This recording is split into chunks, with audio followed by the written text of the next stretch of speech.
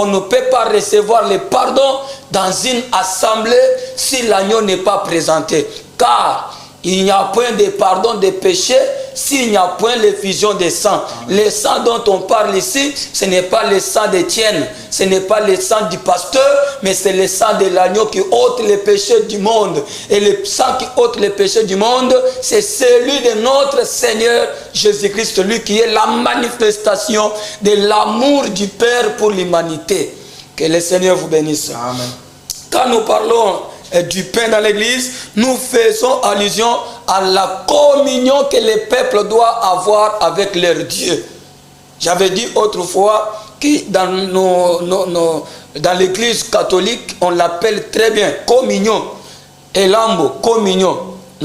Communion. C'est-à-dire, quand tu prends le pain dans l'église, le pain que nous avons dit, le pain des Saintes Seine, qui est le corps brisé, le corps des sacrifices de notre Seigneur Jésus-Christ, quand on les prend, nous nous mettons en communion avec le Seigneur. Alors toi qui t'éloignes souvent quand on prépare la Sainte Seine dans ton assemblée, je te dis que tu n'es pas en communion avec le Seigneur. Quand tu fuis la Sainte Seine, c'est comme si tu dois te mettre en tête que tu fuis l'enlèvement. Mettons qu'au jour de la Sainte Seine, ce n'est plus la Sainte Seine, mais c'est l'enlèvement, mais toi tu n'es pas prêt. Est-ce que tu iras ou tu fuiras encore? C'est pour cela que nous devons tous être prêts, être préparés pour que ce jour-là ne soit pas une surprise pour nous. C'est pour cela, je vais te dire que rien ne peut te séparer de l'amour de Dieu, car quand on parle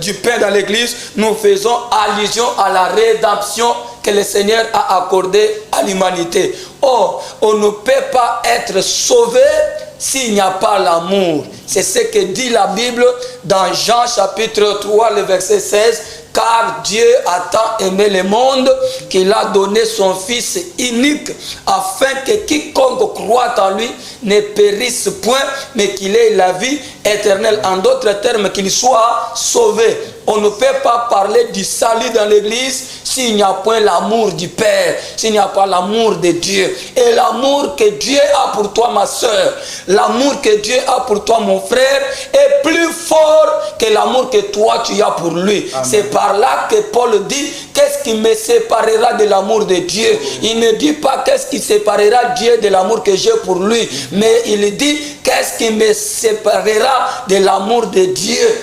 C'est-à-dire l'amour de Dieu est au-delà de nos erreurs, au-delà de nos branchements, au-delà de nos fautes, au-delà de nos péchés.